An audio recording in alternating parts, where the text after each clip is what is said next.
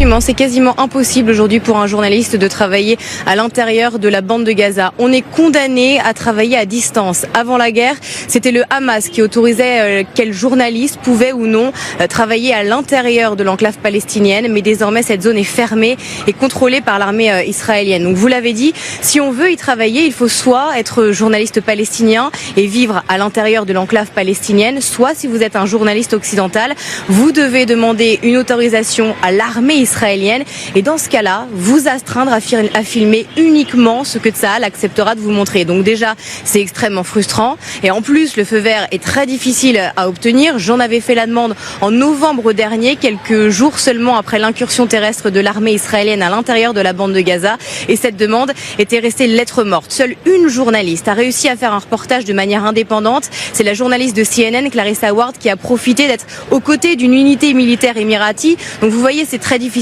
quand on est journaliste de travailler dans la bande de Gaza, d'autant que le nombre de journalistes palestiniens diminue de jour en jour. Selon Reporters sans frontières, plus de 130 d'entre eux ont été tués en un an, dont 32 dans l'exercice de leurs fonctions. Donc il faut vraiment saluer le courage de ces journalistes et leur cran surtout, ces journalistes avec qui Gwendoline de Bono a pu travailler et qui nous permettent quand même aujourd'hui d'avoir un tel reportage d'une rare qualité, il faut le dire.